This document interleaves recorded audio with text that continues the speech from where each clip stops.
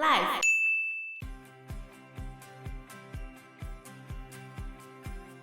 当人民这么惨，然后又受到疫情重创，可是国王生活还蛮不错的。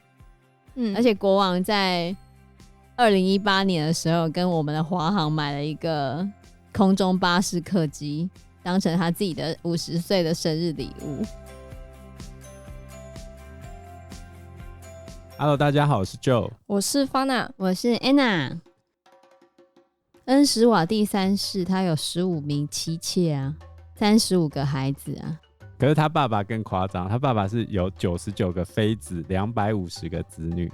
哇，我吓坏了！99个哦，史瓦蒂尼他们有一个传统是这样的，比如说哥哥跟弟弟都有娶老婆，比如说哥哥可能娶了10个，然后弟弟娶了10个，就哥哥哪一天不小心死掉了，接下来那10个老婆怎么办？全部给弟弟养，就变弟弟的。那是人家的事，照顾往生的兄弟的老婆的概念啦。在史瓦蒂尼的传统文化村里面，可以参观到当地人以前住的传统草屋，然后他们会一个人一个算小屋啊，用茅草搭成的一个小屋，然后你就住在里面。你如果要娶很多的老婆的话，家主也就是男主人居住的小屋是离小老婆比较近的，最小的那个老婆要离他最近。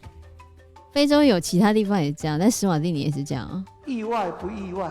为什么要离最新娶的老婆最近？就是为了要让他了解家族里面的规矩。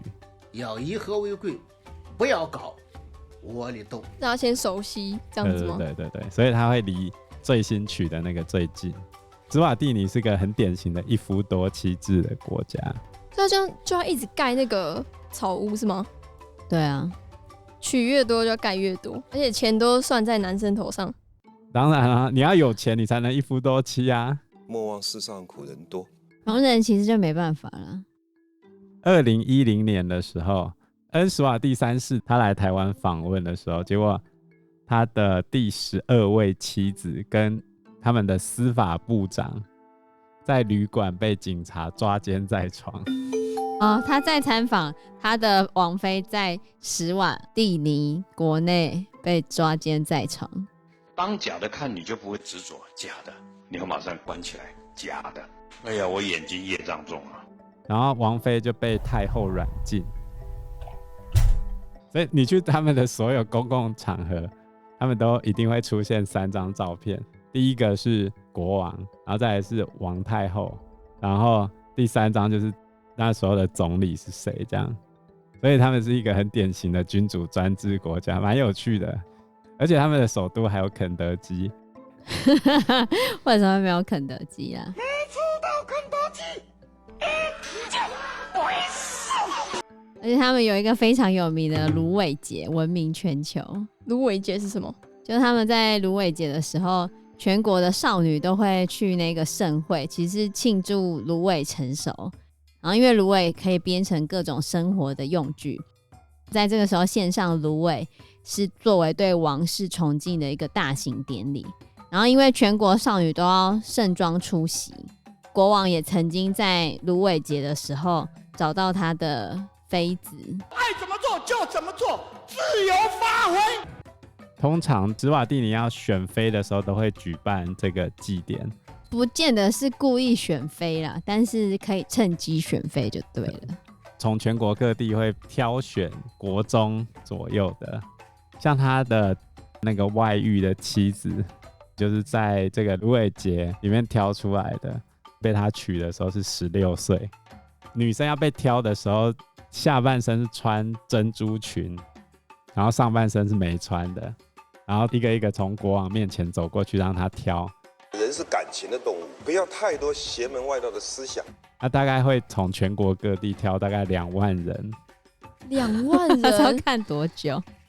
然后一定要是 virgin， 因为当地的艾滋病太猖獗了，那可以拒绝被选吗？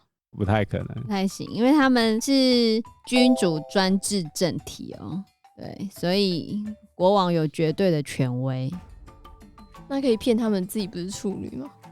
因为你如果被选上的话，等于就不愁吃穿啦。你家所有的人可以因为你一个人不愁吃穿了，你觉得你妈会怎么做？那一定就是把你送出去。对啊，就会飞黄腾达了。嗯，我们都甘愿，都觉得伟大。我们这个邦交国最近发生了严重的反政府的抗争。史瓦蒂尼一名25岁法律系学生，据称死于警察之手后，于今年5月首度爆发街头示威。然而，当抗议人士升高抗争活动，要求这个非洲最后一个君主专制国家进行政治改革，政府派出军队来驱散人群。一段未经证实的录影显示，安全部队开始打人，当地公民社会与反对团体声称已有数十人丧生。国际特赦组织指控使国安全部队行径是对人权的迎面痛击，并说至少20人死亡。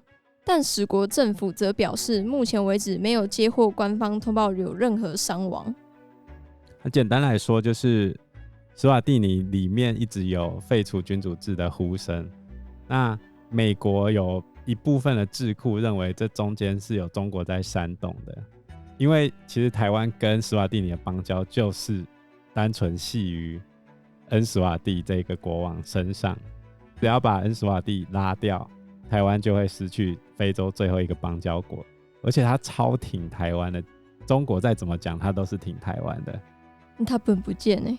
对啊，其实这个争议的原因可以拉回到1973年的时候，史瓦蒂尼就禁止了政党活动，国内的反对声音长期受到压抑。的确是我们感觉到国家机器动得非常的厉害。而且在2011年的时候，他们也曾经受到北非茉莉花革命的影响，爆发史瓦济兰之春，在当时他们还没改名的时候，然后他们有提出要跟国家对话，但就无疾而终。然后静因就是刚刚讲的那个法律系学生受到警方的杀害，人民希望政府可以给交代，然后要给政治改革。本来应该从从容容、游刃有余，现在是匆匆忙忙，连滚带爬。然后而且这时候他们刚好进入地方补选，人民也会借此表达诉求。这一段时间就是因为史瓦蒂尼也是有面临高失业的状况，还有人民贫穷的状况。他们的100多万人里面，有60%的人口也是活于贫穷线之下的。然后在 COVID-19 疫情之后，人民的生活就更加的艰困。因为刚好在南非旁边嘛，然后变种病毒嘛，对啊，然后他们本来就已经很惨，因为他们的平均寿命也只有32岁左右，因为艾滋病猖獗的关系，他们艾滋病比例40%啊，那很高欸。对啊，所以他们想要借机反抗政府了。要是你另有大志，心不在此，那就请你做个了断，打包走人。他们的人均收入是$2611，比海地好一点啊。对啊，海地这已经烂到谷底了，已经算世界级的烂。对，世界级的严重。所以当人民这么惨，然后又受到疫情重创，可是国王生活还蛮不错的。而且国王在2018年的时候跟我们的华航买了一个空中巴士客机，当成他自己的50岁的生日礼物，就被说朱门酒肉臭，路有冻死骨，不得了耶！君主制度在现代的确是很难维持的，因为现在全世界这种绝对君权的国家剩不到10个，然后非洲唯一一个君主专制国家就是史瓦蒂尼，所以你说他的君主专制还能够持续多久呢？会不会这样一下就被翻掉了？而且被翻掉之后，他是不是就会跟我们断交了？就是很有机会的。这个真的答不出来。所以我们介绍了3个台湾的邦交国，第一个就是海地，第二个就是尼加拉瓜，第三个就是史瓦蒂尼。它的共同特色就是穷。其实除了海地之外，史瓦蒂尼跟尼加拉瓜算是政治局势还算是稳定，只是它有一些就是独裁或者是人权民主啦，应该说他们对于不重视民主的部分是你可以接受的吗？民主跟威权没有办法存在在同样一个国家里面。可是我们台湾号称是自由民主的一个国家，问题是我们大力投资的邦交国是这样子，那我们在这样的一个外交策略上的取舍到底该怎么办？按照人道立场，我们的确要去帮助他们的国民，可是当比如说我们现在捐钱给海地之后，却下不到他国民身上，或者是我们今天捐钱给对方政府，结果被他们的官员中饱私囊的时候，那该怎么办？所以近几年我们其实都没有透过捐钱的方式，我们大部分都会给予他们实质的帮助，就是去帮他们做某一个事情这样子，不会直接给钱，因为给钱就没有用。可是最近跟我们断交的几个邦交国，都是因为我们采行直接帮助人民的这种外交策略而断交的。我们为什么不把凯子外交转为发财外交呢？对不对？